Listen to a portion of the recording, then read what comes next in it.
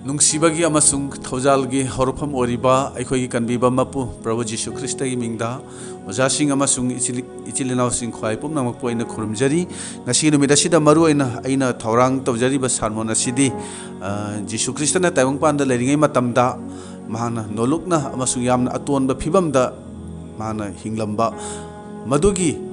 मागी पुंसी मरेल अदुदा युमफम ओरे हरगा ngasi gi aigi sarmon asi थौरांग तौजरीबनी अदुना Sarman असिगा मरी लेनबा ईश्वर की वाही अदु पाथोकचगे तामिनसी ईश्वर की वाही तामिनसी पंदु माथि पंदु मंगा पद अहुमदा थवाई तोनबसिंग अदु याइफबनी मरमदी सरगल लेबाक अदु मखोइगिनी इंग्लिश ता अमुक येंगमिनसी happy are those who know they are spiritually poor the kingdom of heaven belongs to them तामिन अखरबा इबुंग महाकी असेंगबा वाहियसी ताजरिबा इखोय मयामगी मथक्ता इबुंगना बोरपिनबिबा ओइसनु amen ngasi numit asida aigi sarmon asigi hiram oina thamjaba adudi thawai tonba haina thamjabani nungsiraba marupsing adomna thawai da chakhatpadi pamba toigumba sung thawai romda chakhatpa haibasi masibu karamna no haibasi ngasi phawbada khangba ngamdaba aduga oja sing luchingba sing nasu toina haibani thawai da chakhatlu थवाई द चौखलु हाइदुना पोलनसु Timothy द हाइरी प्रभु अमसुंग मागी पांगल द लेप्तना चौखतप ओयु मसिदा हारी बसिगी वहानथोक असि करिनो मसिगी वहांग असिगी मतांग द अदोमना खंथरिब ओइरगदी मसिगी मतांग द इना हाइजनिंगबदी करिगुंबा अदोम अनौबा थाजबा अमा ओइरगदी हाइबदी जिसुबु थाजबा द चही अनि अहुमदंग सुरिबा ओइरगदी अनौबा वालेपनबसि हंजिन हंजिनना अहुम मरिरक्ति पादुना ईश्वर की वाही असिबो निंगसिंगननबा तौबियु मरमदी ओजासिंगनसु ताकपीबा मतुंग इन्ना अइनसु मसिगी मोंग असि तौजरखिबनी अदुना मसिगी मतांग असिदा अइना इचिलिनाउसिंगदा अइना शेयर तौजरिबनी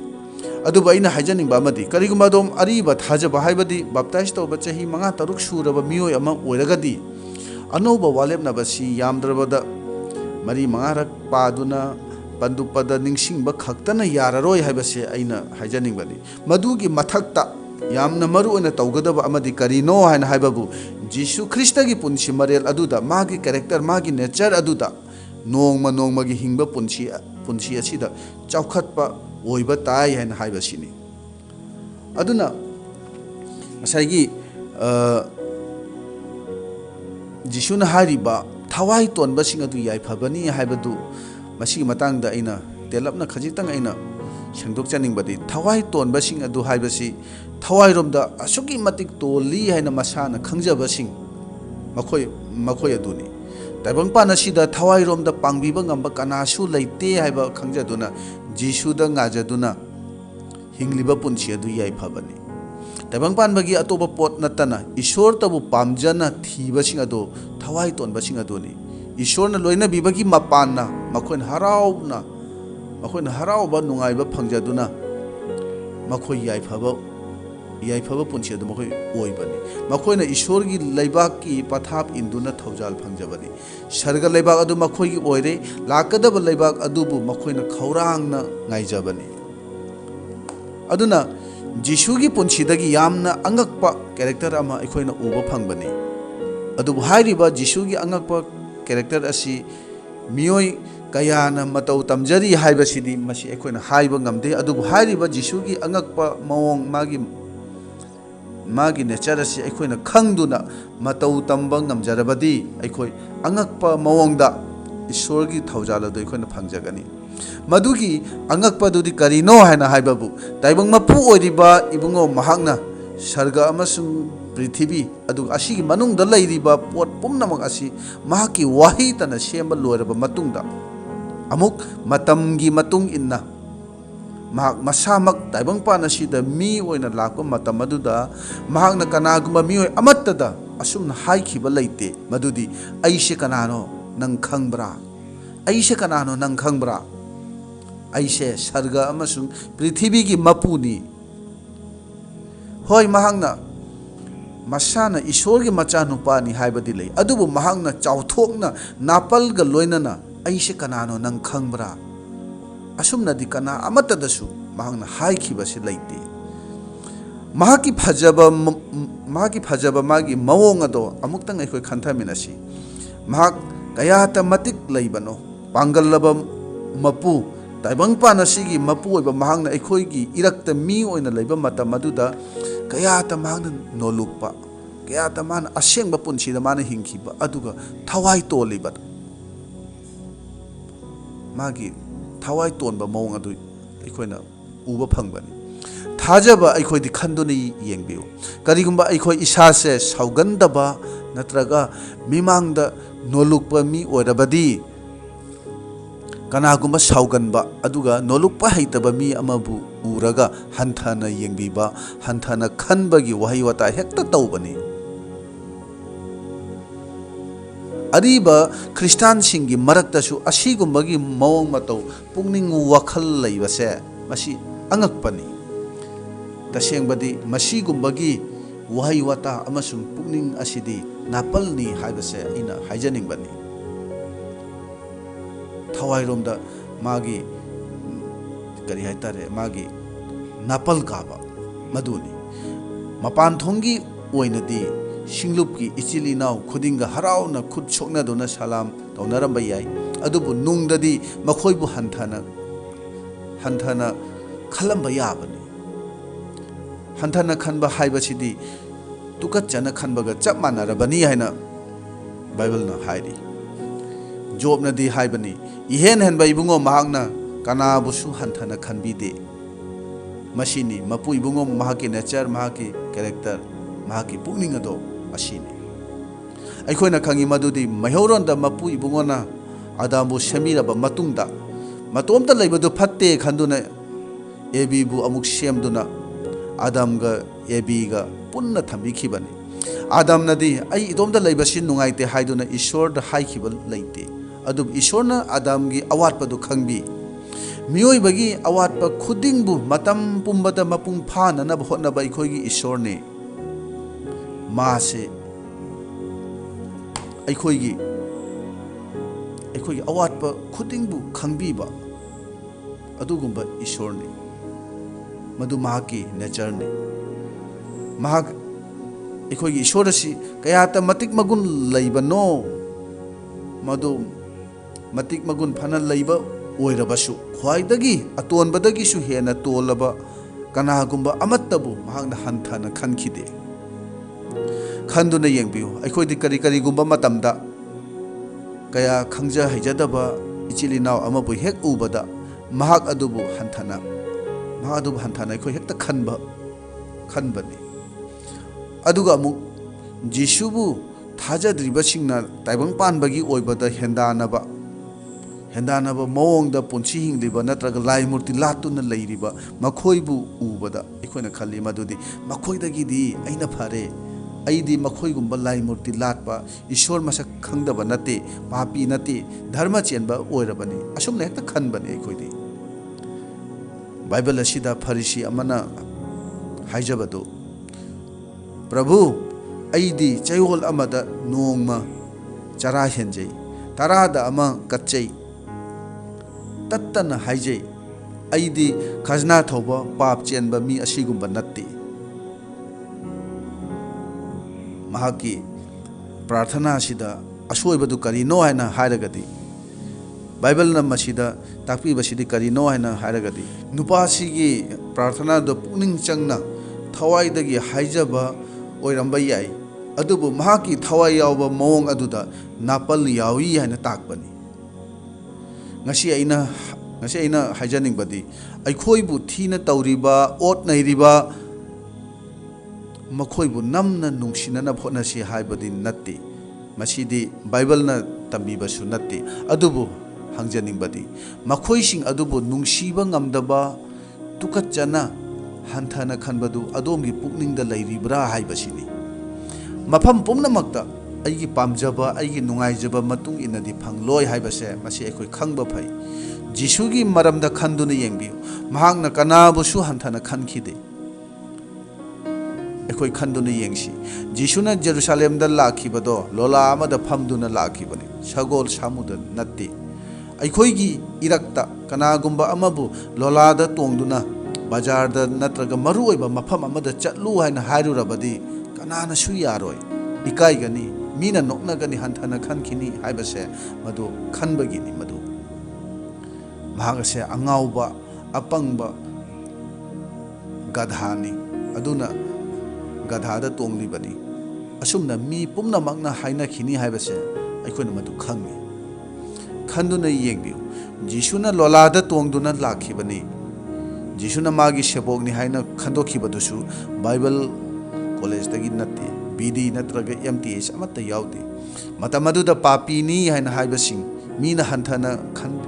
खनबीरबसिंग अदुगुंबा मीसिंग ngaktani बाइबल ना हाइरि महाक्ति लमचत नाइदबिसिंगा चामिन्नबनी मीसिंगना महाकपु पापीसिंगी मरुपनी हाइना हाइबिबनी पुक चाउबा यु ngaubani हाइना हाइबि अदुबु महाकनदी करिसु खुमदना तुमिन्ना लैखिबनी अखोइना लैरिबा मफम अदुदा मीसिंगना अखोइबु फत्तबा मीसिंगा तिन्नबा मीनी हाइना हाइरगदी अखोइ करी खनगनी खंदुना येंबियु यामना हैनदबा नुंगाइदबा पोकनी मीसिंगना अखोइ इसा से लाना खनखिनी मीना अखोइबु लाना खनखिनी हंथना लौखिनी हाइबसिगी अखोइदि यामना वाजबनी मसिगी दमकता अखोइ अतोपगा खनबा फावबा ngambani अखोइ इसागी पोकफम अइगी हौरकफम अदो खरा चौखत्तबा मफम ओइरबदी मदु फावबा अतोपा मीसिंगना हाइबसे अखोइदि पामदबनी अदुबु जिसुना पोखिबदुदि संथि सन्यु मरक्तनी अखोइगी इरक्ता कनागुंबा खरदी अइदि लाइरबनी मिमानदबनी हाइदुना मसाना मसाबु हंथजदुना मसाना यामना नेमना खंजै तसेंबदी अदुगुमना तौरोइदबनी हाइबसे अइनदी हाइजनिंगबनी मरमदी जिसुदी निंगथौसिंगी निंगथौ प्रभुसिंगी प्रभुनी अखोइ असे महाकी मचानी हाइबसे अखोइ खंगमिनसी निंगथौगी मचाना करिगी लाइरबा ओइगनी अखोइगी पुकनिंग अखोइगी थवाइदा अखोइ असे इनाखुनबा मी अमा अखोइ ओइननबा अखोइ होनसी ताइबंग पानबगी ओइना मीना येंबदा लाइरना उरबसु अखोइगी थवाइदा चौखतपा थवाइदा इनाखुनबदो अखोइ ओइबा याबनी अखोइ खंथमिनसी सर्ग मालेमगी मपु ओइबा महाकना अखोइगी इरक्ता मी ओइना ताइबंग पान असिदा लाक्पा मतमददी कयाता नोलुक्पा मीसिंगना मसा मसागी इमुंग मनुंगी मीसिंग मचा नत्रगा मसुसिंग मसा ngamdaba matamda मपुइबुंगो महाकपु अखोइगी युमदा लाक्पिउ नत्रगा अखोइदा चछि हाइदुना हेक हाइबदा महाकना हौगतुना चछि हाइदुना महाकसु हेक्ता चटखिबनी ताइबंग पानबगी ओइना मतिक लैबा मी अमदा असुमना हाइरुरबदी अइगी पीएदा नत्रगा अइगी सेक्रेटरीदा हाइरु जोआइना हाइरकनी वारी सानबा संगदे यामना बिजी ओइबा मोंग अदो उत्पनी जिसुदी येंबियु मियामगी ममांगदसु पापी सिंबु इकाई खुमनबा उत्पीबनी महाक्ति महाकी मखोंबु मपीना चामथोकपीबा मसमना तैथोकपीबा नुपीदुगी मरमदा महाकना हाइबनी नुपी असिबु नखोइ उरब्रा अइना नंगीदा लाक्पदा नंगनदी खोंग चामनबा इसिंग फावबा पीदे अदुबु नुपी असिना तौरिबसि येंगु महाकनदी नंगना तौगदबा थबक पुमनमगदो नुपीसिना तौरे हाइना हाइखिबनी असुमना पापी सिंबुसु जिसुना थांगतपीबनी नुपा अमगी थाजबदु उबदा जिसुना हाइबनी नखोइगी दमकता लाक्लिबा अइना नुपा असिगुमना थाजबसे नखोइगी मरक्ता अइना कैदौंगैदसु उद्री हाइना हाइबनी नुपी असिगी मरमददी जिसुना हाइबनी ताइबंगपाल अपुंबदा अफबा वापाउ संदोकपदा मफम खुदिंगमक्ता नुपी असिना तौबिखिबा अदुसु माबु निंगसिंगननबगी दमक ngang खंदुनी येंबियु ngasi ainasu nupi asigi maramda sandokjaribasini nungsiraba ichilinawsing ngasi nang aina afaba thajaba thawai yawba mi ama oirabasu hojik nang aina hanthana khanbiriba mioi aduna lakadaba matamda nang aibu takpi tambiraba yabani haibase मधुसु अखोई खंथमिनसी अदुना कनाबुसु अखोई हंथना खनबिरोसी सिंगलुप्ता यावरिबा इचिल इनाव पुम्नमक असे करीगुंबा अमददी सिंगलुपकी दमक सिजिन्नबा याबा ngakतनी ईश्वरना माबुसु करीगिदमक कौथोकपीबनो हाइबदो नंग अइना खंगबा नत्ते अखोई थाजबा अमा ओना नुंसीना लेमिनरबदी जोसेफगुमना महांगनसु अखोईबु कनबिरकबा याबनी मसी अखोई खंथमिनसी अदुना अइना हाइजनिंगबदी अखोई इसाना हेक्ता ईश्वरना सिजिन्नबीबा मी अमगुमना खंदनबा अखोई चेक्सिनसी बाप्ताइज तौबीबा जोहान की मतंगदे येंगबी महाकी थौगल की मतमदी चही अनी फावो फादे अदुबु मधुकी तेलबा थौगल की मतम अदुगी दमक चही 30 चंगना थौरांग तौखीबनी चही अमा मखाई मुक्तंग थौगल तौरमलगा माबु मंगक कक्तुना हातखीबनी अदुमाइना जीशु की मतंगदसु येंगबी चही अहु मुक्तंगनी महागना थौगल तौरमलगा महागना मपाइबुंगोदा लोइरे हैना हाइखीबनी मखोई असिबु अखोई निंगसिंगसी मरम असिना अखोइना कनाबुसु हंथना खनबिरोइसी कनागुंबा अमबु हंथना खनबिबा हाइबसे थवाइगी ओइबदा नंग अइना नापल तौबुगा चपानारबनी जीशुगी पुंसीदगी अखोई तमजसी ईश्वरदा अइबु थवाइ तोनबा ओहनबियु हाइना अखोई हाइजसी अदुना थवाइदा चौखटपा नत्रगा थवाइगी लंबीदा चौखटपा ओइबा पामलबदी ताइबंग पानबगी कनागुंबा अमत्तबु येंगदुना अइगी थवाइगी फिबम अदो जीशु ख्रिस्टगा हेक्ता चांगदमनदुना येंगलबदी खंगनी मदुदी अइदी यामना स्पिरिचुअली पोरनी अइदी थवाइ तोनबा मीनी हाइबसी मदुदा तसेंगना खंगदबनी अइगी थवाइगी असेंगबा फिबम अदो मदुदा खंगनी बाइबल यामना खंगबा काउंसलिंग पाव सदोप यामना हइबदु फै अदुबु थवाइदा तोनबा मी ओइदुना जीशुगी पुंसी मरेल अदुदा अइना नोंगमगी हिंगलिबा पुंसी मरेल अदुना हिंद्रगदी अइगी क्रिस्टियन पुंसी अदो माइ थीरबनी थवाइदा चौखत्रबा पुंसीनी हाइना खंगबा यारबनी तामिनखरबा इबुंगो माकी वायसे ताजरी बैख मयामगी मथक्ता इबुंगोना बोर पिनबिबा ओइरसनु आमेन।